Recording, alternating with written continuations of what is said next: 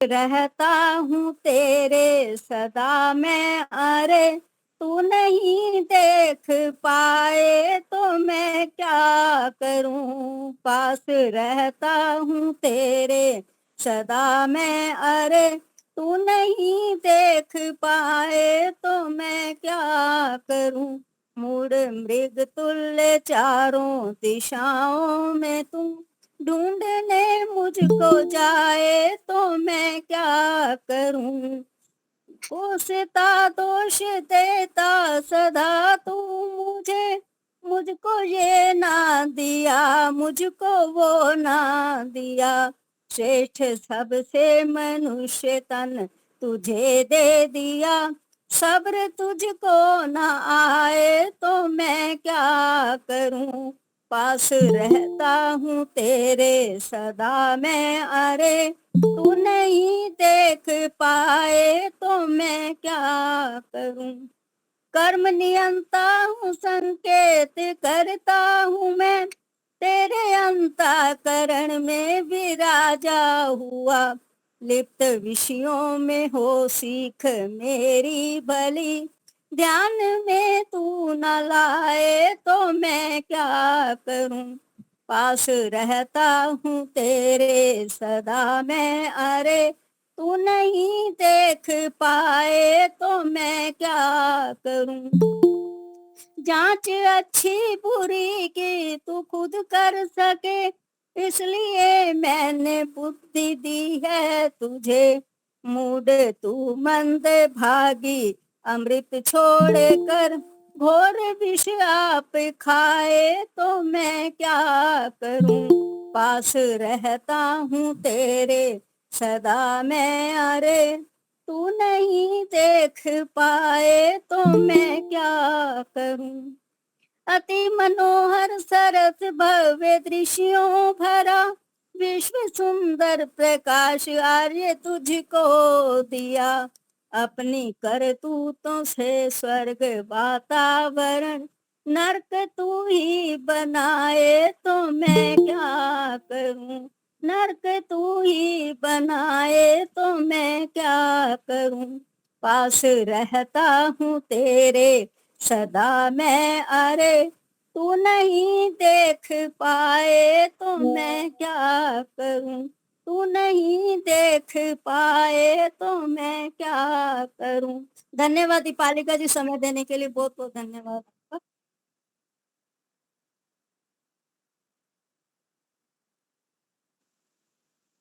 जी जी, सभी को सादर नमस्ते। पूछ रहा इंसान किसी ने भगवान देखा, पूछ रहा इंसान किसी ने भगवान देखा। हवाओं में देखा, बादलों में देखा, हवाओं में देखा, बादलों में देखा। वर्षा की रिमझिम में मैंने भगवान देखा, वर्षा की रिमझिम में मैंने भगवान देखा। पूछ रहा इंसान किसी ने भगवान देखा। सूरज में देखा, चंदा में देखा, सूरज में देखा, चंदा में देखा। तारों की झिलमिल में मैंने भगवान देखा, तारों की झिलमिल में मैंने भगवान देखा। पूछ रहा इंसान किसी ने भगवान देखा। खेतों में देखा, खलियानों में देखा, खेतों में देखा, खलियानों में देखा। गेहूं की बाली में मैंने भगवान देखा, गेहूं की बाली में मैंने भगवान देखा। पूछ रहा इंसान किसी ने भगवान देखा।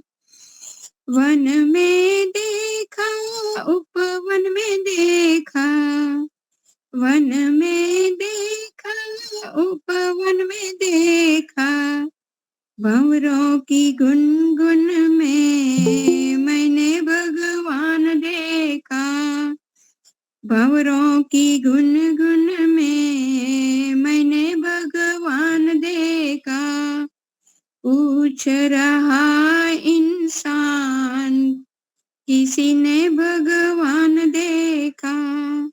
मात पिता की सेवा में देखा, मात पिता की सेवा में देखा, उनकी दुआओं में मैंने भगवान देखा, उनकी दुआओं में मैंने भगवान देखा। मंदिरों में देखा, कंदरों में देखा, मंदिरों में देखा, कंदरों में देखा, झांका मेरे मन में मैंने भगवान देखा, झांका मेरे मन में मैंने भगवान देखा। पूछ रहा इंसान किसी ने भगवान देखा, किसी ने भगवान देखा। बहुत बहुत धन्यवाद जी समय देने के लिए। बहुत अच्छा।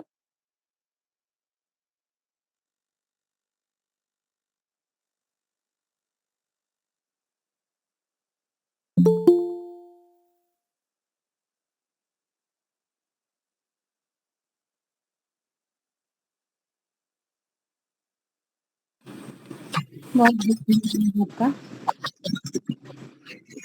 आप सभी आर्यजनों को मेरी सादर नमस्ते। वैदिक प्रज्ञा व्याख्यान माला में उपस्थित सभी वंदनीय मातृशक्ति धर्म प्रेमी सज्जनों, आप सभी को सादर नमन। बहुत ही सुंदर ईश्वर भक्ति के भजन दोनों माताओं के द्वारा भी हमने सुने। आज मुनि जी उपस्थित नहीं है, शायद एब्सेंट है उनकी। कोई बात नहीं, कोई बात नहीं। आपका संचालन बहुत सुंदर। दूसरी मुख्य वक्ता हमारी लीला माता जी को मैं साधुवाद करती हूँ। मैं थोड़ा सा एक पतली सी पुस्तक जो हमें मिलती है कई बार आर्य समाज से या रखी होती हैं, तो उसमें से एक पतली सी पुस्तक मैंने पढ़ी, धर्म के 10 लक्षणों के विषय में। आप सभी इन लक्षणों के बारे में जानते हैं, जो धर्म के 10 हमारे लक्षण हैं। यदि हम एक एक लक्षण को हम पढ़ना बैठें और उसको अपने जीवन में उतारने का प्रयास करें, आत्मसात करें, तो हमारे को कितना लाभ हो सकता है। हम लोग नकार देते हैं इन वेदों की बातों को, अपने धर्म की बातों को सबको दूर करके सिर्फ और सिर्फ सरल जीवन व्यतीत किए चले जा रहे हैं। ऐशो आराम में अपने आप को बहुत ही हम लोगों ने बिजी कर रखा है। धर्म क्या है हमें नहीं पता, धर्म के लक्षण क्या है हमें नहीं पता। किसी एक के विषय में भी यदि हम स्वाध्याय करने बैठे तो उसके लिए हमारे को काफी समय निकल जाएगा। तो ये दशम धर्म लक्षणम जो है हमारा, वेदों खिलो धर्म मूलम, जो हम लोग कहते हैं कि वेदों का सभी सार जो है इसमें है। और मुझे इन सभी के बारे में कहने का तो समय नहीं है, तो अलग अलग जब मैंने इनको पढ़ना शुरू किया तो बड़ा ही आनंद आया। मुझे सत्य के बारे में बहुत अच्छा लगा, क्योंकि आज की डेट में हम सभी झूठ ही बोल रहे हैं। हर कदम पे हमारे मुख से हमें असत्य ही निकलता है। चाहे बच्चों को देख लें, वो तो खैर बाद में, पहले हम बड़े भी असत्य के सहारे के हम अपने जीवन बिता रहे हैं। तो सत्य के विषय में यही कहा जाता है कि सत्य कहो, स्पष्ट कहो, कहो न सुंदर झूठ, चाहे कोई खुश रहे चाहे जाए रूठ। तो अपने जीवन में जितना हो सके हमें सत्य का सहारा लेना है, सत्य ही हमेशा बोलना है, सत्य को जीवन में अपनाना है। कहने को सारे ही लक्षण हमें अपने जीवन में अपनाने हैं, परंतु सत्य का मुझे बहुत ही सरल लगा। मेरा मन था आप सब समक्ष ये विचार रखने का कि धर्म के लक्षण में परिणीत सत्य सर्वाधिक महत्वपूर्ण स्थान रखने के कारण धर्म का अपार पर्याय माना जाता है सत्य। मनु महाराज बड़ा सुंदर कहते हैं, ना ही सत्यात परमो धर्म, ना नृतात पातकम परम, ना ही सत्यात परम ज्ञानम, तस्मात् सत्यम विश्वसते। कि सत्य से बढ़कर कोई धर्म नहीं और झूठ से बढ़कर कोई पाप नहीं है जीवन में। इस प्रकार महाभारत कार व्यास ने 1000 अश्वमेध यज्ञों की अपेक्षा सत्य को ऊंचा स्थान दिया है। कहां कहां तक बताऊं, सत्य की महिमा का वर्णन करते हुए कोई भी शास्त्र कहीं भी अघाते नहीं है। हर उस उपनिषद को, हर शास्त्र को आप उठा के पढ़ लीजिए, सत्य की महिमा का वर्णन ही दिखेगा आपको। आइए हम थोड़ा सा विचार करें कि सत्य का स्वरूप क्या है और सत्य कहते किसे हैं। इस विषय में परिज्ञान के लिए योग दर्शन का व्याभ्यास को देखना होगा। जो आप भी योग दर्शन की कक्षाएं लेती हैं, पढ़ती हैं, उसमें भी आपने पढ़ा होगा सत्यम यथार्थे वांग मन से, कि वाणी और मन के अर्थ के अनुकूल होना ही सत्य कहलाता है। हम लोग इस बात की गहराई को नहीं समझते हैं। हम मन से कुछ है, वाणी से और कर्म से कुछ और है। मनसा वाचा कर्मणा, हमें एक होना चाहिए, तभी हम कहेंगे इन सत्य के अर्थ को जान सके। हम कहते कुछ, सोचते कुछ, करते कुछ है, ये सत्य हमारे जीवन के लिए सही नहीं है। अर्थात जैसा हमने इंद्रियों से देखा, प्रमाणों से ठीक ठीक जाना, वैसे ही वाणी से हम उसको कहें और मन से चिंतन करना ही सत्य है। और बड़ा सुंदर लिखा, यदि किसी को किसी विषय का ज्ञान कराने के लिए हमारी वाणी ठगती है, भ्रम में डालती है, तो वह असत्य होगा, सत्य नहीं होगा। हर बात पे हम बहुत जल्दी विश्वास कर लेते हैं, परंतु उसको प्रमाण सहित देखना, जानना, उसको मन से समझना, तभी जाके हमें सत्य के स्वरूप का पता लगेगा। और संत ने की व्याख्या, सत्य की जो व्याख्या महर्षि व्यास ने बड़ी सुंदर करी, और एक बात बड़ी सुंदर उन्होंने कही, ऐसा सर्वभूतोपकाराया परोपकारार्थ प्रवता ना भूतोपघाताय। बड़ा ही सुंदर महर्षि व्यास जी ने लिखा, सत्य वाणी में भी प्राणी मात्र की रक्षा करने वाली होनी चाहिए। ऐसे नहीं कि हम ऐसा सत्य बोलें कि दूसरों को नुकसान हो जाए। हिंसा करने वाली नहीं होनी चाहिए। अतः सावधानी से परीक्षा करके सभी प्राणियों का हित करने वाली अर्थात सत्य बोलने वाला व्यक्ति होना चाहिए। कहते तो हैं हम बड़ा सीना ठोक के कि हम हमेशा सत्य बोलते हैं, परंतु कभी गहराई से आप इस चीज को देखने समझने का प्रयास कीजिए। क्या हमारी वाणी, हमारा कर्म, हमारी इंद्रियां क्या सभी सत्य का साथ दे रही हैं? और हितकारी सत्य के साथ मधुरता का समावेश भी होना चाहिए। ऐसा नहीं कि आप सत्य तो बोल रहे हैं बड़ा क्रूर तरीके से या बड़ा अप्रिय लगने वाला सत्य हो, ऐसा नहीं होना चाहिए। उसके लिए बड़ा सुंदर लिखा, सत्यम बुरियात प्रियम बुरियात ना बुरियात सत्यम प्रियम प्रियंच ना नृतात बुरियात एश धर्म सनातनः। सत्य बोलो पर मधुर सत्य बोलो, अप्रिय सत्य मत कहो, ना ही प्रिय असत्य बोलो। यदि आप अप्रिय सत्य बोलते हैं तो ऐसा सत्य भाषण से दूसरों के मन को आघात पहुंचता है, मानसिक हिंसा होती है, तो वह धर्म नहीं धर्माभास है। मान्यवर आर्य बंधुओं, सत्य बोलना, सत्य सुनना, सत्य करना वस्तुतः एक महान तप है, और इस तप के पश्चात परमात्मा को प्राप्त करना कठिन नहीं है, क्योंकि परमात्मा का सत्य रूप है। हिंदी के कवि ने बड़ा ही सुंदर लिखा है, आप सभी ने पढ़ा हुआ है, सांच बराबर तप नहीं, झूठ बराबर पाप, जाके हृदय सांच है, ताके हृदय आप।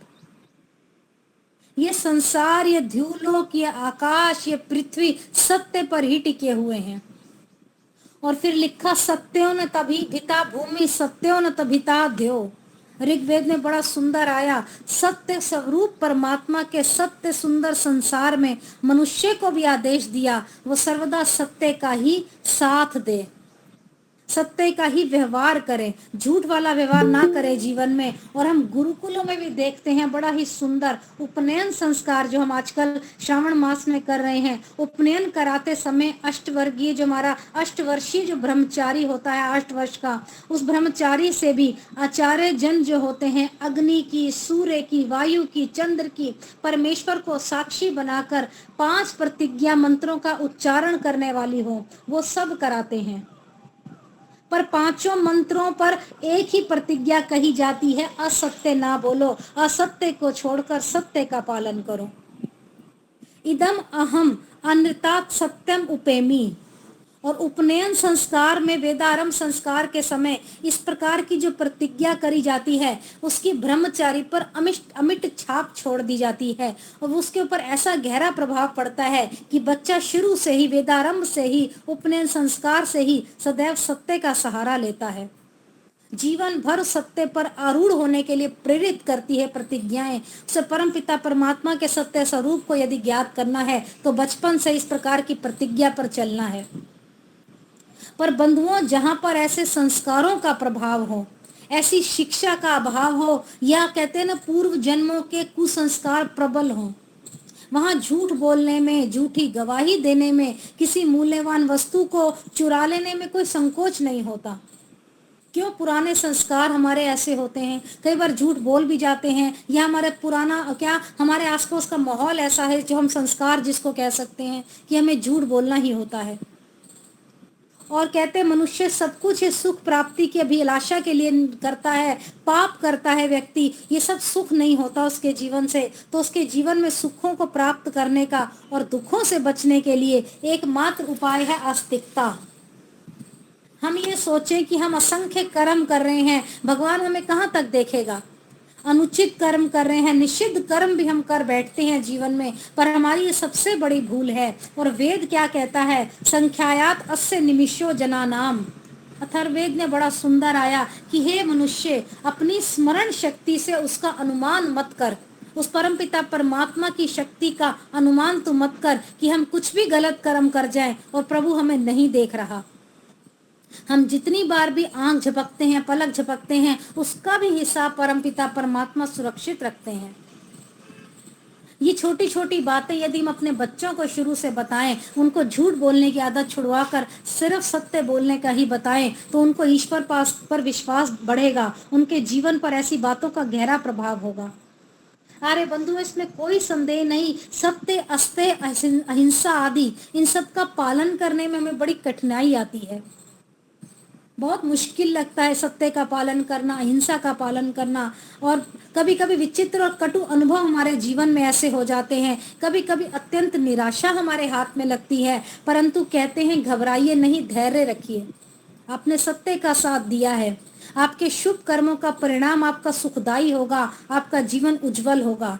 और विश्वास रखें। आलंग विचारक इस बात पर बड़ा ही सुंदर कथन देते हैं। क्या कहते हैं अंग्रेजी में? Some will hate thee, some will love thee, some will flatter, some will slight.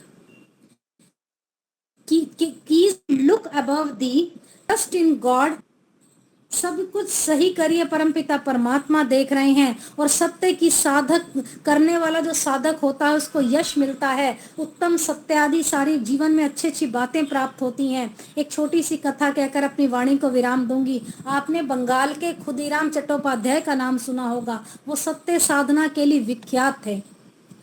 एक बार उनके गांव में जमींदार आकर बोला कि खुदीराम, तुम्हें कल कोर्ट में जाकर गवाही देनी है, कचहरी में जाकर, और जो गवाही देनी है उसको तुम ध्यान से सुन लो। इतना सुनना था कि चट्टोपाध्याय जी बोले कि मैं शुरू से ही सत्य बोलता आया हूँ, आगे भी सत्य कहूंगा, कृपया मुझसे झूठी गवाही का आप वो मत करिए, इंतजार मत करिए कि मैं झूठी गवाही दूंगा। जमींदार क्रोध में आकर बोला, मैं ये सब सुनने नहीं आया हूँ, जमींदार हूँ मैं यहाँ का, मैं तुम्हारे को यहाँ से गांव से निकाल दिया जाएगा, इस प्रकार का मैं तुम्हें कह सकता हूँ। तुम इस गांव से निकाल दिए जाओगे यदि तुम ये गवाही नहीं दोगे। इतना सुनते ही धर्म पत्नी से उन्होंने खुदीराम ने बोला कि चलो बैलगाड़ी में लेकर आए हूँ, अपना सामान डालो, हम अभी दूसरे गांव चलते हैं। दूसरे गांव जब वो चले गए, वहां भी उनके सत्य की धाक जमने लगी और सभी लोग उनका सम्मान करने लगे। और इसका परिणाम क्या हुआ? आगे इसी परिवार में रामकृष्ण परमहंस जैसी दिव्य विभूति का जन्म हुआ। रामकृष्ण परमहंस की सत्यवादिता, जितेंद्रियता और निष्प्रियता, करुणा आदि सभी गुणों को सुनकर लोग कह उठते थे कि ये संदेह खुदीराम चट्टोपाध्याय की सत्य साधना का परिणाम है। आज यदि हम अपने बच्चों में संस्कार डालेंगे, हमारे बच्चे हमारा नाम उज्जवल करेंगे, तो सभी कहेंगे कि किस प्रकार की माता पिता की संतान है। तो मैं आप सभी से विनम्र निवेदन करूंगी, सदैव सत्य का ही साथ दीजिए, असत्य बोलना छोड़ दीजिए। याद रखें, सत्य की साधना कभी निष्फल नहीं होती। तो आइए दो पंक्तियां मैं सत्य के प्रति कहकर अपनी वाणी को विराम दूंगी। और ये जो है भजन समझिए इसको, या हमारे लिए प्रेरणादायी शब्द समझिए। बहुत ही सुंदर ये पंक्तियां हैं, आप सभी जरा ध्यान से सुनिएगा। कवि बड़ा सुंदर कहता है, करें सत्य से प्यार प्रभु मिल जाएगा, करें सत्य से प्यार प्रभु मिल जाएगा, बना लो सत्य आधार प्रभु मिल जाएगा, बना लो सत्य आधार प्रभु मिल जाएगा। सत्य स्वरूप प्रभु का प्यारा,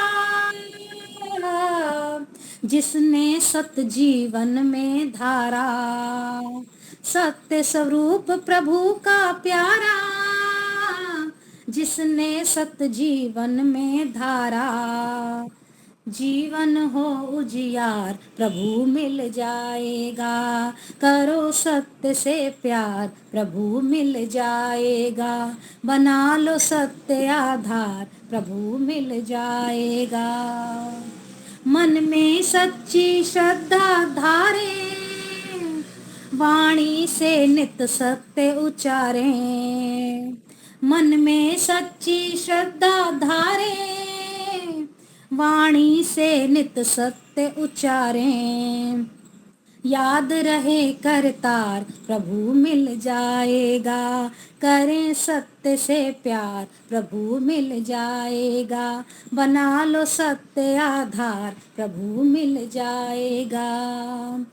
घृणा ईर्ष्या और द्वेष को त्यागे, काम क्रोध विषयों से भागे, घृणा ईर्ष्या और द्वेष को त्यागे, काम क्रोध विषयों से भागे, रखें शुद्ध व्यवहार प्रभु मिल जाएगा, करें सत्य से प्यार प्रभु मिल जाएगा, बना लो सत्य आधार प्रभु मिल जाएगा। अंत में कितनी सुंदर पंक्ति कही है, कल किसने देखा है प्यारे, आज ही अपने कर्म सुधारें, कल किसने देखा है प्यारों, आज ही अपने कर्म सुधारो, जीवन करें सुधार प्रभु मिल जाएगा, करें सत्य से प्यार प्रभु मिल जाएगा, बना लो सत्य आधार प्रभु मिल जाएगा, बना लो सत्य आधार प्रभु मिल जाएगा। बहुत बहुत धन्यवाद दीपालिका जी समय देने के लिए, सदैव सत्य का ही साथ दीजिए। बहुत बहुत धन्यवाद। बहुत अच्छा, बहुत अच्छा। ईश्वर आपको खुश रखे, स्वस्थ रखे और आगे बढ़ती रहे आप, मेरा आशीर्वाद है आपको। बहुत बहुत धन्यवाद।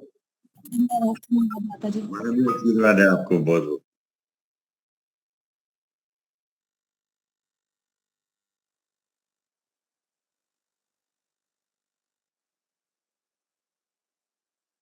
हाँ, गायत्री मंत्र से ईश्वर की स्तुति प्रार्थना उपासना करेंगे। ओम भूर्भुवः स्वः तत्सवितुर्वरेण्यं भर्गो देवस्य धीमहि धियो यो नः प्रचोदयात्।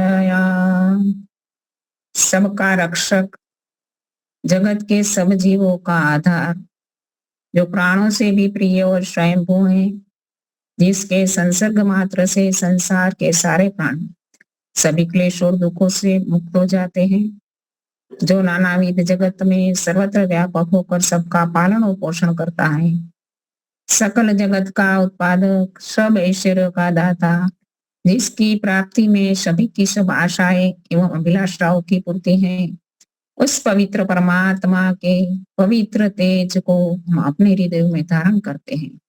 वो परमात्मा हमारी बुद्धियों को निकृष्ट मार्ग से निवृत्त करके उत्कृष्ट मार्ग की ओर प्रेरित करे। आदरणीय दीपालिका जी, वंदनीय मातृशक्ति, अरे सज्जनों, हमारा संध्या के विषय ऊपर चर्चा चल रही है। हमने उपस्थान मंत्रों के ऊपर थोड़ा सा विचार किया था आगे के सत्संगों में।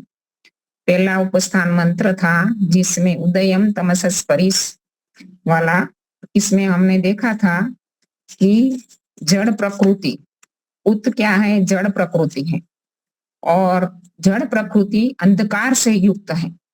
केवल जड़ प्रकृति के ज्ञान में ही हमें नहीं रहना है, हमें आगे उठना है, आगे बढ़ना है, उत्तरम अपनी आत्मा को जानना है और अपनी आत्मा का ज्ञान प्राप्त करने के बाद हमें उत्तमम जो ब्रह्म ज्ञान हमारा लक्ष्य है वहां तक पहुंचना है। उपासक ने उत्तमम की उत्कृष्ट स्थिति में जाकर वो ज्योति स्वरूप परमात्मा का जो अनुभूति हुई, उसको सारे ब्रह्मांड में इस अनुभूति को देखा। केतव के रूप में परमपिता परमात्मा की सारे ब्रह्मांड के अंदर उनकी कला कारीगरी, उनकी महानता, उनकी विलक्षणता दिखाई दे रही है। हम देखते हैं कि ब्रह्मांड के अंदर बड़ी बड़ी आकाश गंगा हैं, इसमें अनेकों प्रकार के ग्रह, उपग्रह, नक्षत्र आदि बड़े बड़े परमपिता परमात्मा ने रचाए और इस प्रकार रखे हैं कि वो एक दूसरों से टकराते नहीं और अपनी नियत स्थान पर रहकर इस ब्रह्मांड का संचालन नियामक कितना बड़ा है कि इतने बड़े ब्रह्मांड का संचालन कुशलता पूर्वक कर रहा है, कभी भी टकराते नहीं। और इसी प्रकार हम प्राणी जगत में देखें, अनेकों प्राणियों के शरीर कितनी विलक्षण बुद्धिमत्ता से बनाए हैं कि वो अपना जीवन सुखपूर्वक व्यतीत कर रहे हैं, अपनी रक्षा कर रहे हैं, अपने लिए जो खान पान की व्यवस्था है वो भी परमात्मा ने हरेक के शरीर की रचना इस प्रकार की है और इस प्रकार का स्वाभाविक ज्ञान उनको देकर भेजा है। वो सुखपूर्वक जिस भी योनि में होता है जीवात्मा, वो सुखपूर्वक रहता है। वो परमपिता परमात्मा की कितनी बड़ी दया है। वनस्पति जगत में देखें कि अनेकों जात की वनस्पतियां, अनेकों प्रकार की वनस्पतियां, अनेकों प्रकार के उनके पत्ते, उनके फल अलग हैं, उनके पुष्प अलग हैं, उनकी रस मधुरता स्वाद अलग है, कितने प्रकार की जो हम शोध भी नहीं पाया। और ऐसे मनुष्य शरीरों में देखे को मनुष्य का शरीर भी कितना अद्भुत रचना है ईश्वर की, कि सूक्ष्म शरीर, स्थूल शरीर आदि को देकर परमपिता परमात्मा ने कितनी बड़ी उपकार किया है हमारे ऊपर। और ऐसे भी हरेक मनुष्य का चेहरा अलग है, हरेक मनुष्य के अंगूठे का निशान अलग है। वो कितनी अद्भुत कारीगरी देखकर पाशक के मन में उस महान सत्ता के प्रति, उस दयालु सत्ता के प्रति बहुत ही गदगदता का भाव आ जाता है, कृतज्ञता का भाव आ जाता है। और आगे का मंत्र बता रहा है कि चित्रम देवानाम उदगाधनिकम, वो अद्भुत लगता है उसको, अपनी जो स्मृतियां उठाता है तो वो चिंतन करता है तो उसको अद्भुतता का दर्शन होता है। मुदगाधनिकम, जो अनिकम अद्भुत बल देवों के अंदर, जो देव मनुष्य, सामान्य मनुष्य से देव कोटि में जाने वाले मनुष्य को परमात्मा कितनी सहायता करता है। हम देवों के जीवन में देखें, रामायण में पढ़ते हैं कि जब दंडकारण्य के अंदर राम ने 10,000 राक्षसों का वध अकेले हाथ से किया। कभी कभी तो मुझे आश्चर्य लगा कि ये बात वास्तव में सही है, लेकिन वाल्मीकि रामायण उठाकर देखा तो वास्तव में सही। वो किस बल पर किया? उनके पास वो ईश्वर का अनिकम बल था, ब्रह्मचर्य का बल था, विद्या का बल था, अस्त्र शस्त्रों की विद्या का बल था। और चरित्र के बल के बारे में तो खुद रावण ने कहा था कि मेरे पास जो अस्त्र शस्त्र की विद्या है, मेरे पास जो सैन्य बल है, मेरे पास जो शारीरिक बल है, मेरे पास जो विद्या है, इसमें राम मेरे से कहीं आगे नहीं है। लेकिन केवल मात्र चरित्र में क्या बल उनके पास जितना है, ऐसा बल मेरे पास नहीं। तो ये देवों के अंदर अनिकम बल देने वाला ईश्वर है। चित्रम देवानाम, और ईश्वर को एक चक्षु के रूप में, मार्गदर्शक के रूप में, मित्र के रूप में, राग द्वेष रहित लोगों के और वरुण उत्तम गुण कर्म स्वभाव वाले लोगों के, और ऐसे अग्नि आनी ज्ञानवान मनुष्यों के जो लोग होते हैं उनके पास इस प्रकार का अनिकम बल देने वाला ईश्वर है। और आगे बताया कि वो ईश्वर अपराधावा पृथ्वी अंतरिक्षम, सारे ब्रह्मांड में, हमारे आगे पीछे ऊपर नीचे, धोलोक में, पृथ्वी लोक में, अंतरिक्ष लोक में वो छाया हुआ है। ऐसी अनुभूति उपासक के मन में उठती है कि वो ईश्वर कितना विशाल है, कितना महान है, जहां देखो वहां ईश्वर। और ऐसे स्थावर और जंगम में, जड़ और चेतन में उनकी सत्ता विद्यमान। हम कहते हैं ना कि पत्ता पत्ता दे रहा तेरी सत्ता का पता, ईश्वर की सत्ता की अनुभूति करते हुए उनके हृदय में से उद्गार निकलता है, स्वाहा, सुख की अनुभूति का उद्गार। परमपिता परमात्मा की ये विलक्षण सत्ताओं को, केतवों को देखकर और उपासक इस कोटि में पहुंच जाता है कि अभी तो मैं इस आनंद को छोड़ना नहीं चाहता, इस आनंद को अपने जीवन से अलग करना नहीं चाहता। इसलिए कहता है कि मैं जितने साल जीऊं, ऐसे मनो शरद शतम, 100 साल की आयुष्य मानी गई है, उसके आगे पीछे कुछ हो सकती है हमारे प्रयास के आधार पर। तो उपासक इस 100 साल की आयु में ईश्वर के विषय में सुनना चाहता है, ईश्वर के विषय में कहना चाहता है, ईश्वर का उपदेश करना चाहता है, ईश्वर को ही देखना चाहता है। इस मंत्र में यही बताई गई है भावना कि तक्षुर्देव हितम पुरुषतास चुक्रम चरत। वो परमात्मा कैसा है? चक्षु है, महान दृष्टा है। वो कितना महान दृष्टा है, ऐसे हम आंखों से देखते हैं ना, कहीं हम चलते हैं तो पहले हमारी आंखें देखती है कि आगे क्या है, कंकर है, पत्थर है, खड्डा है, क्या है, बाद में हम पांव उठाते। लेकिन वो दृष्टा तो कैसा दृष्टा है कि वो करोड़ों साल पहले, अबजों वर्ष पहले जब वो सृष्टि को बनाता है, उसी समय उसको वो इतना दीर्घ दृष्टा है कि उसको पता चल जाता है कि कितनी ऊर्जा वाला सूर्य बनाना चाहिए, जो पृथ्वी से इतनी दूरी पर रखना चाहिए, और पृथ्वी पर प्रतिदिन उनकी किरणें आ रही है, प्रतिदिन उनका प्रकाश आ रहा है, जिनके कारण जीव सृष्टि जीवित रह पाती है। यदि ईश्वर ने सूर्य को थोड़ा सा भी पृथ्वी से कहते कि 1 डिग्री के डिफरेंस में भी रखा होता आगे पीछे, तो या तो पृथ्वी पर सारी जीव सृष्टि जलकर राख हो जाती, या तो ठंडी में ठुठुर जाती। परमपिता परमात्मा की कितनी विलक्षण बुद्धिमत्ता है, कितना अद्भुत कौशल है कि इस प्रकार से वो दृष्टा पहले से देख लेता है कि किस प्रकार जीव सृष्टि को क्या चाहिए। ऐसे हम मनुष्य समाज में देखते हैं कि मनुष्य आविष्कार कब करता है?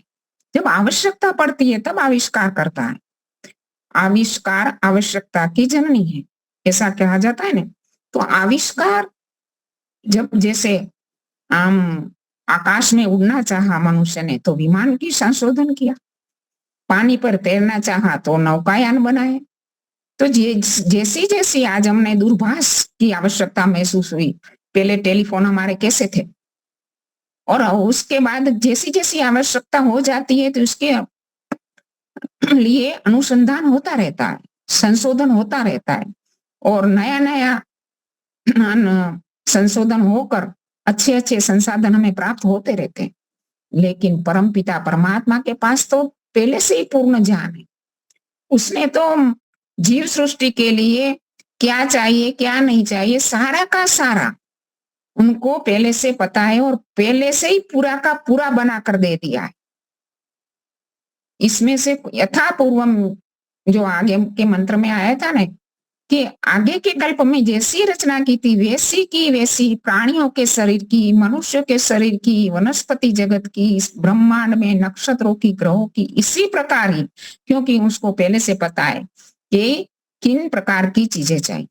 और आगे वो इस प्रकार का चक्षु है, और पुरुषता चक्षुर्देव हितम पुरुषता शुक्रम, शुक्रम है वो कैसा? शुक्रम का अर्थ है बीज। बीज रूप में एक गेहूं का दाना हम लेते हैं तो इस दाने में कितनी सारी ऊर्जा भरी पड़ी है कि उसको यदि हम जमीन में डालते हैं तो एक बड़ा पौधा निकल आता है, और वो पौधे में अनेक गेहूं के दाने निकल आते हैं। आम की गुठली में पूरा आम का पेड़ समाया हुआ है, बड़ के छोटे से बीज में पूरा बड़ समाया हुआ है। और कैसे कि वीर्य बड़ा सूक्ष्म वस्तु है, लेकिन वीर्य में पूरा मनुष्य देह समाया हुआ है। तो परमपिता परमात्मा शुक्रमय ये पहले से ही शक्ति डाल के रखी है उसमें कि इस प्रकार की शक्ति की जरूरत है, वो बीज रूप में डाल के रखी। हर एक वस्तु में बीज रूप में शक्ति डाल के रखी। प्राणियों के अंदर बीज रूप में वो शक्ति डाल के रखी है। गाय को 400 प्रकार के घासों में से कौन सा घास ग्रहण करना है उनको पता है, वो स्वाभाविक ज्ञान की शक्ति डाल के रखी है। गिद्ध पक्षी कितनी 600 मीटर की ऊंचाई पर से भी एक 6 इंच का शिकार भी कर लेता है वो, क्योंकि उसने इस प्रकार की स्वाभाविक शक्ति परमात्मा ने बीज रूप में डाल के रखी है। तो हरेक जीवात्मा के अंदर परमपिता परमात्मा ने शुक्रम बीज रूप में शक्ति डाल के रखी है। हम सब के अंदर वो शक्ति है। परमपिता परमात्मा का काम तो इतना ही था, लेकिन अभी मनुष्यों का काम क्या है, हमारा काम क्या है, आगे मंत्र यही बताता है। पुरुषता ने पहले से डाल के रखा है, शुक्रम उच्चरत डाल के रखा है। तचक्षुर देव हितम, देवों के हित करने वाले परमात्मा ने जीवात्माओं के अंदर शुक्रम बीज रूप में पुरुषतात पहले से वो शक्तियां उच्चरत डाल के रखी है। पश्चिम शरद शतम जीवेम शरद, इस मंत्र क्या बता रहा है, बड़ा तत्व ज्ञान है इसमें। पश्चिम शरद, हम देखना चाहते, 100 शरद ऋतु तक उसको देखना चाहते हैं। और बाद में आया शतम जीवेम शरद, 100 साल तक हम उसको याद करते हुए, उसको देखते हुए जीना चाहते। यदि हम जिएंगे तो ही देखेंगे नहीं, जीना बाद में आया, पहले देखना आया है। क्योंकि ईश्वर चाहता है कि तुम जिए, इस संसार में जियो, लेकिन देखते हुए जियो, आंखें मूंद कर मत जियो, अंधा बनकर मत जियो, विवेक शक्ति को खुली रखकर जियो, ज्ञान प्राप्त करके जियो, कोई आपका जीवन सफल है। इसलिए पश्चिम शरद पहले आया है कि ज्ञान पूर्वक जीवन जीना है, अज्ञान पूर्वक नहीं। और ज्ञान ही हमारा जीवन का उद्देश्य पूरा कर सकता है। कहते हैं कि ज्ञान के बिना धर्म का पालन भी हम सही रूप में नहीं कर सकते। अभी बहन ने बताया था ना कि जीवेम, जीवेम का अर्थ ही क्या है कि धर्म का पालन करना। मनुष्य जीवन का तो उद्देश्य ही यही है कि खाना पीना सोना तो सब पशु आदि भी करते हैं। और वो भी श्लोक आता है ना, पृथुहरि का आहार निंद्रा अभय मैथुन च सामान्य में तम पशु भी नराणा धर्मो हितेश मधि को विशेष धर्मेण ही ना पशु भी समाना। मूर्ख और विद्वान में क्या डिफरेंस है? मूर्ख जीता है ज्ञान के बिना, और विद्वान विद्वान के पास जो विशेषता है वो ज्ञान की विशेषता है। और ज्ञानी बनकर जिए, हमारा जीवन कितना है इसका मूल्य हमने कैसा जीवन जिया है इसके आधार पर है। 100 साल का जीवन जिए, लेकिन ज्ञान पूर्वक जिए, हम ज्ञान प्राप्त करें। ज्ञान की निधि परमपिता परमात्मा ने हमें दे रखी है। ज्ञान के बिना हमारा जीवन का उद्देश्य भी पूरा नहीं होगा, हम जीवन में सफलता पूर्वक जी भी नहीं पाएंगे। वो ज्ञान भी कैसा, तत्व ज्ञान। हमारे विद्वान कहते हैं कि हमें ज्ञान प्राप्त करना है, लेकिन तत्व ज्ञान प्राप्त करना है कि मैं कौन हूं, मेरा जीवन क्या है, मेरे जीवन का उद्देश्य क्या है। जीवन के उद्देश्य को जानने के लिए तत्व ज्ञान को जानना जरूरी है। और आगे बताया शृणुयाम शरद शतम, आगे तो पश्चिम शरद में सारी इंद्रियां का भाव आ गया, लेकिन शृणुयाम फिर से क्यों कहा? ये पारिभाषिक शब्द है। श्रुति वेद का, ऐसे श्रुति शब्द वेद के लिए है। श्रुति वेद परंपरा पहले सुनकर उसकी रक्षा हुई थी, तो उसका नाम श्रुति है। और श्रुति पर से शृणुयाम, शृणुयाम यानी सुनना है।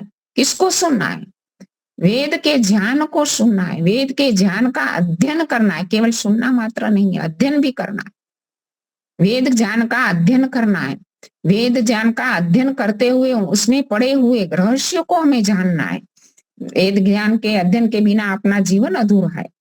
वेद ज्ञान के अध्ययन के बिना हमारा जीवन सफल भी नहीं होता, ना तो हमें ईश्वर का सच्चा सानिध्य प्राप्त होता है। इसलिए हमें शृणुयाम, वेदों को सुनना है, अध्ययन करना है, पढ़ना है।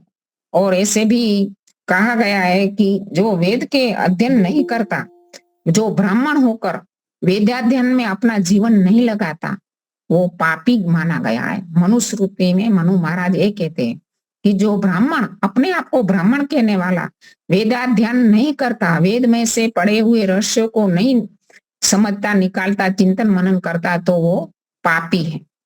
तो आगे बताया प्रभवाम, जो पढ़कर दूसरों को पढ़ाना है। अध्ययन करके अपने पास ही रख लेना नहीं है, जो पढ़ा है हमारे पास है वो दूसरों को बढ़ाना है। यदि हम दूसरों को नहीं पढ़ाएंगे, जिसने वेद के अंदर अध्ययन करके रहस्यों को खोजा है, वो यदि दूसरों को नहीं देंगे तो वो महापापी बताया गया उसको। तो कितना बड़ा अपराध है। यदि यजुर्वेद का अंदर परमपिता परमात्मा स्पष्ट रूप में उपदेश दे रहे हैं कि मेरे दिए हुए वेद ज्ञान को सारे संसार में फैला दो, यथे मावाचन कल्याणी मावदानी ब्रह्मराजन्य व्यास, ब्राह्मणों को, राज क्षत्रियों को, वैश्यों को, शूद्रों को, अति शूद्रों को, स्त्रियों को, भृत्यों को, सबको दो। वो इसी मंत्र के आधार पर तो महर्षि दयानंद ने वो ब्राह्मण जो स्त्रियों और शूद्रों को वेदाध्ययन का अधिकार नहीं दे रहे थे, तो उनके सामने वही मंत्र से उनका शास्त्रार्थ किया था। तो परमपिता परमात्मा का भी उपदेश है कि वेद को पढ़ो, उसका अध्ययन करो, अध्ययन करने के बाद आपके पास जो भी ज्ञान है वो संसार में फैलाओ। क्योंकि यदि व्यक्ति धन कमाता है और धन का दान नहीं देता तो इतनी हानि नहीं होती, लेकिन यदि वेदाध्ययन करने के बाद वेद का ज्ञान संसार में नहीं फैलाता तो उससे बहुत बड़ा नुकसान है। बीच के काल में, मध्यकालीन युग में क्या हुआ था, वही हुआ था। ब्राह्मणों ने अपने हस्तक, अपने अंदर अपनी एक निजी संपत्ति मानकर रख दिया था, ना किसी लोगों को बाहर प्रचार के रूप में उसका एक किया था। इसके कारण तो सारा समाज इनसे विलुप्त हो गया और वेदाध्ययन, वेद का ज्ञान प्राप्त नहीं कर पाया। इसलिए वेदों में क्या है वो लोगों को पता नहीं था, और इसके आधार पर तो वो लोग करते थे ना कि पशुओं की बलि यज्ञों में दी जाती थी, और उनको वो बताते थे कि ये तो वेदों में बताया है। महात्मा बुद्ध जैसा तपस्वी व्यक्ति भी जी वेदों को नहीं जान पाया था, क्योंकि वेदाध्ययन का अधिकार सबको दिया ही नहीं था। और वेदों को ना जानने के कारण ही उन लोगों ने जो बताया कि ये तो वेद में बताया है कि वेद में बताया है कि पशुओं की बलि देनी चाहिए, और बताया कि वैदिक हिंसा न भवती। वेद में जो हिंसा बताई वो हिंसा नहीं होती, वो पशु तो मोक्ष में जाते। तो इसी प्रकार महात्मा बुद्ध ने कहा कि यदि ये ईश्वर है, वेद ईश्वर की वाणी है, ऐसे वेद को मैं नहीं मानता तो ऐसे ईश्वर को भी नहीं मानता, जिसके कारण भारत देश का बहुत बड़ा नुकसान। यदि महात्मा बुद्ध संस्कृत जानते होते और संस्कृत पढ़े हुए होते और वेदों का अध्ययन किया होता तो इतने वो नास्तिक मत फैल गया, वेदों से विमुख हो गए लोग, चारवाक, वाम मार्ग आदि कैसे कैसे मत पंथ चल पड़े और मनमानी बातें उसमें बताई गई। इतनी निकृष्ट स्थिति में धर्म को बताया गया। तो वेदाध्ययन मध्यकालीन युग में ब्राह्मण लोगों ने वेदाध्ययन दूसरों को पढ़ाया नहीं, बताया नहीं, बहुत बड़ा महापाप किया है, जिसके कारण ये परिणाम हमें भुगतना पड़ा। तो आगे के मंत्र में बताया गया है इसमें, हाँ, वो प्रभुवाम शरद शतम दीना श्याम शरद शतम भूयेश शरद शतात। ये 100 वर्ष की आयु सामान्य रूप से मानी गई है, लेकिन जाति आयु भोग, हम कहते हैं कि जाति आयु भोग हमारे पूर्व जन्म के कर्म फल के आधार पर हमें मिलते हैं। जाति को हम बदल नहीं सकते, लेकिन आयु और भोग को अपने पुरुषार्थ से आगे पीछे कर सकते हैं। नहीं तो ऐसी प्रार्थनाएं करने का क्या तात्पर्य? तो ये प्रार्थना का तात्पर्य ही बता रहा है कि हम आयु शरद अदीना श्याम शरद शतम भूयेश शरद शतात, हम 100 वर्ष की आयु के जो भी आयु है, सारांश रूप में 100 वर्ष की, पिछले ऐसे ऋषियों की आयु तो 300-400 वर्ष की भी होती थी।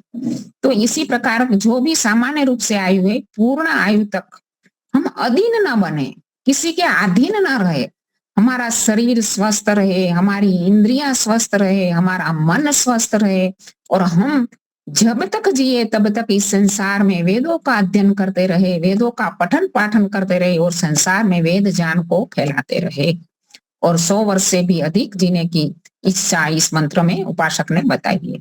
आगे आता है गायत्री मंत्र। गायत्री मंत्र तो सब जानते ही हैं कि गायत्री मंत्र तीनों वेदों में आया है, और गायत्री मंत्र 3 चरणों वाला 24 अक्षरों वाला मंत्र है, और उसको गुरु मंत्र भी कहते हैं, क्योंकि विद्यार्थी बालक जब गुरुकुल में पढ़ने जाता है तो गुरु इस मंत्र से उसको उपदेश देता है। शुरू से, जीवन की शुरुआत से ही गायत्री मंत्र की शिक्षा दी जाती है। शिक्षा की शुरुआत ही गायत्री मंत्र से होती है। विद्यादान करने के बाद गृहस्थ में जाता है तो भी गायत्री मंत्र को तो छोड़ना नहीं है, चाहे गृहस्थ में हो, चाहे वानप्रस्थ में हो, चाहे संन्यास में हो। जीवन के अंत तक इस मंत्र हमारा बहुत सहारा करता है। ये मंत्र बड़ा सरल है। इसमें तीनों प्रकार की विद्या है, ज्ञान, कर्म, उपासना। त्रयी विद्या का वो प्रस्तुत करता है और परमपिता परमात्मा का ध्यान करने के लिए, जाप करने के लिए बड़ा ही सरल और सुगम है और हम आसानी से उसका ध्यान कर सकते हैं। ऐसे आजकल परंपरा चल पड़ी है कि गुरु मंत्र देते हैं। बीच में वो हमारे जो अभी एक चल पड़ा है ना, उसमें बताया कि स्त्रियों को वेद मंत्र पढ़ने का अधिकार नहीं, गायत्री मंत्र पढ़ने का अधिकार नहीं। तो हमारे अंजलि आडा जी ने उनको बताया कि ये अधिकार क्यों नहीं है। तो उनका कहना था कि स्त्रियों का ये जो पवित्र संस्कार नहीं होता, इसलिए स्त्रियों को वेदाध्ययन का अधिकार नहीं है, वेद मंत्र पढ़ने का अधिकार नहीं। तो वो बागेश्वर जी ने, तो अंजलि आर्य जी ने कहा कि कौन से वेद में ऐसा लिखा है कि स्त्रियों का ये जो पवित्र नहीं होता और स्त्रियों को गायत्री मंत्र पढ़ने का अधिकार नहीं है। मैं शास्त्रार्थ की खुली चैलेंज देती हूँ। वास्तव में वेदों के नाम पर भ्रांतियां फैलाई गई है और वेदों के नाम पर कैसी कैसी बातें बताई जाती है कि लोग मान लेते कि नहीं, वो कह रहे वो सही। लोग वेदों की था तक पहुंचे ही नहीं है, वेदों को जाना ही नहीं है और ऐसे लोगों की बातों में आ जाते हैं, जिनके कारण भ्रांतियां फैलती है। आजकल गुरु मंत्र देते हैं तो कैसे कि मंत्र को रटा करो। इस पोपट की माफक रटने से, मंत्र को रटने से इतना फायदा नहीं होता। वेद में तो यहाँ तक कहा गया है कि ऐसे केवल मात्र मंत्र को रटना, ये ऐसी गाय को पालना है जो दूध देने वाली नहीं है, और ऐसे बगीचे में पौधों को उगाना है जो जिसमें न पुष्प आते न फल आते। केवल मंत्र रटने से कुछ इतना फायदा नहीं है। अपनी श्रद्धा है जिनके कारण थोड़ा कुछ हम लाभ प्राप्त कर सकते, लेकिन जो फायदा, जो लाभ हमें मिलना चाहिए वो लाभ हमें नहीं मिलता। तो गायत्री मंत्र बीच में रखकर उपासक ये बता रहा है, ईश्वर से यही प्रार्थना हो रही है कि ईश्वर तुम मुझे इतनी सद्बुद्धि देना, मेरी बुद्धि को ऐसे मार्ग पर चलाना जिनसे मेरी ये जो मनस्थिति बनी है, मैं इस मनस्थिति पर पहुंचा हूं कि वेद का अध्ययन करना, ईश्वर के सानिध्य को प्राप्त किया हो, मैं कभी छोड़ना नहीं चाहता, मेरी बुद्धि कभी विचलित ना हो, इसी मनस्थिति मेरी सदा बनी रहे। गायत्री मंत्र से ईश्वर को यही बुद्धि की याचना कर। और आगे का मंत्र आए, हे ईश्वर दया निधे भवत कृपयानेन जपो उपासनादि कर्मणा धर्मार्थ काम मोक्षाणाम सद्य सिद्धिर भवेन। हे ईश्वर दया निधे, दया निधे, दया के भंडार। ईश्वर कैसा है? ईश्वर दयालु है। ईश्वर का एक गुण क्या है? दयालु। ईश्वर में कितनी दया है। हम मनुष्य दया करते हैं तो किसमें से दया करते हैं? ईश्वर के दिए हुए पदार्थों से दया करते हैं, और हमारी दया के पीछे हमारा कुछ ना कुछ प्रयोजन होता है। या तो कोई हमारा ऐसे जान पहचान वाला है तो हम दया करते हैं, या तो हमारे मन में एक कामना रहती है कि मुझे पुण्य मिले, मुझे पुण्य लाभ होगा, मैं दया करूंगी तो निर्धन को धन दूंगी, जो अपंग है उनकी कुछ सहायता करेंगे। हम समाज में ऐसे देखते हैं कि हम लोग ऐसे लोगों को दया करते हैं, करनी भी चाहिए, लेकिन हम अल्पज्ञ है और अल्प शक्तिमान है। हमारी दया हमारे किसी प्रयोजन के कारण होती है, लेकिन ईश्वर तो बिना प्रयोजन सब पर दया करता है, और उनकी दया का कोई हम ये बता ही नहीं सकते कि उनकी दया कितनी बड़ी दया है। हम कहते हैं ना कि ईश्वर दयालु है, और दयालु है इसलिए तो उपासक इससे मांग रहा है। क्या मांग रहा है?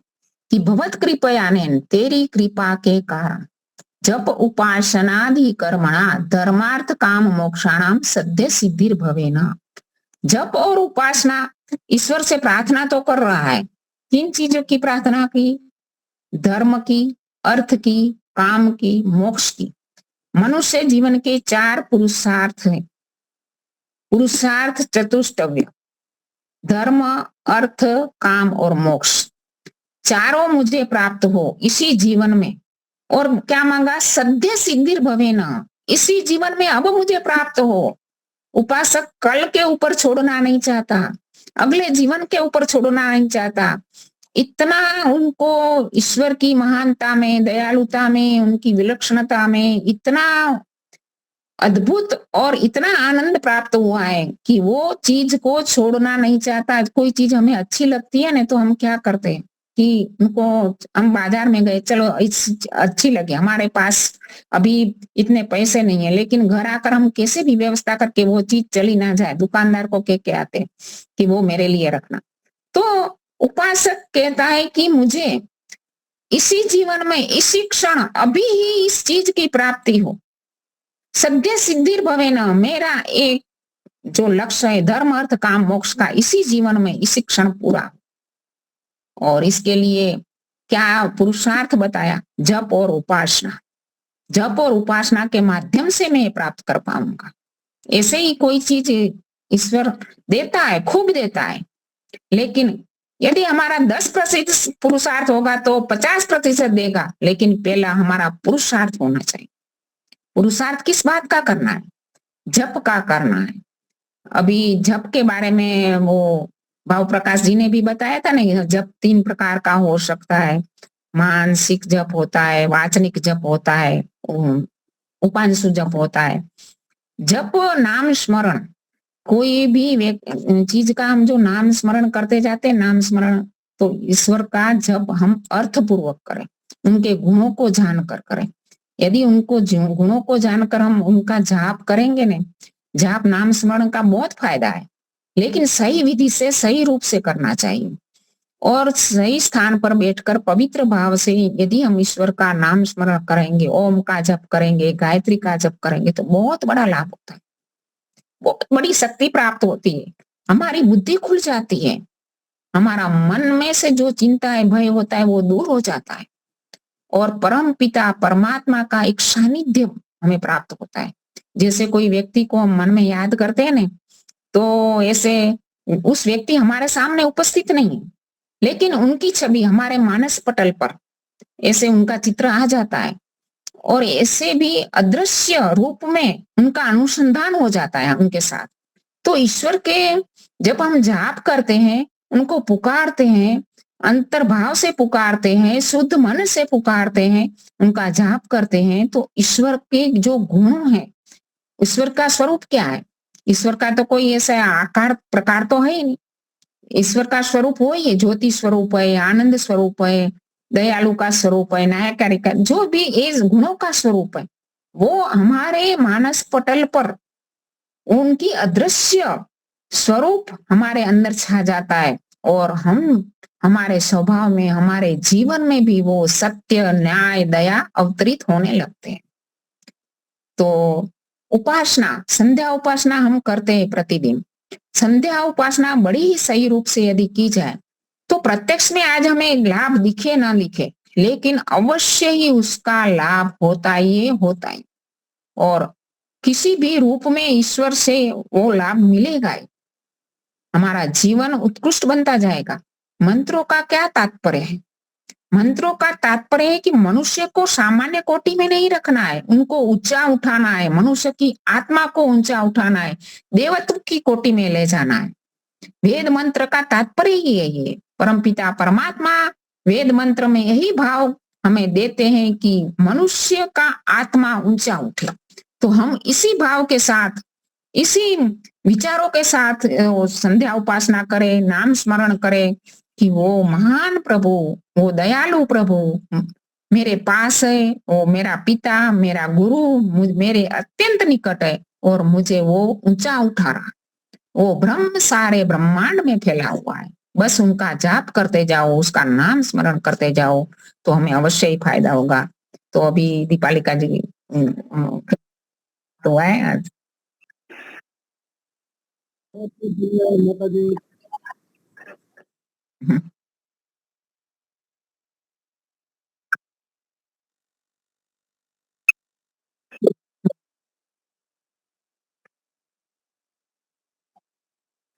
ॐ द्यौ शान्तिरन्तरिक्षं शान्तिः पृथिवी शान्तिरापः शान्तिरोषधयः शान्तिः वनस्पतयः शान्तिर्विश्वे देवाः शान्ति ब्रह्म शान्तिः सर्वं शान्ति शान्तिरेव शान्ति सामा शान्तिरेधि ॐ शान्ति शान्ति शान्ति सर्वेभ्यो